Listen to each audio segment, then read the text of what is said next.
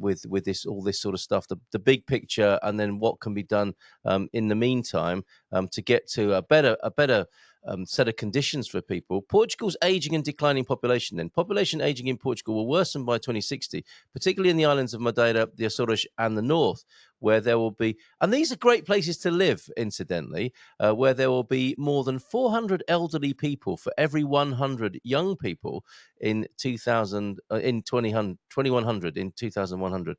How will we say that when we get there? According to an INE projection. Now, I'll put the link to that article, but that's what's wanted, I think, is a world in which we can have great working conditions, people working, and then paying into the system so that those elderly people can be cared for. The picture you describe is not heading in that direction necessarily. Ben, what's your thought on this? Did you grow up? Are you growing up in this culture where you're thinking, "I'm going to get out of here. I might come back later," because of all the things Anna's talked about? I was for a while, if I'm being completely honest. I spent most of Yes. my working adult life in brackets in hospitality. Yes. So, waiting tables, working in kitchens, bartending, whatever I could. And the narrative I have that most of my friends have at the moment when I go out and speak with them socially, when we go out drinking, whatever, is that they want to leave the country primarily because of the wages here.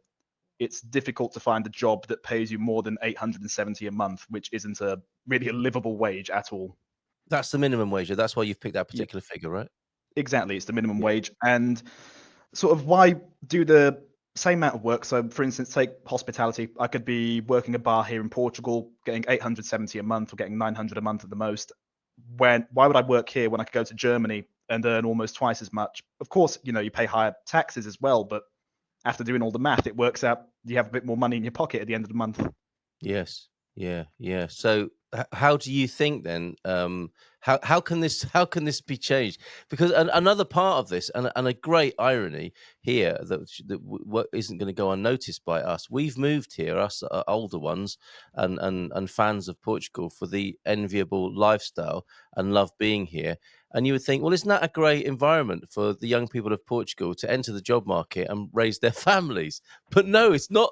It's not happening like that. And I think it's so deeply cultural, isn't it? This expectation that you will move away, that it's going to take some really serious structural changes and a change in sort of mindset, I think.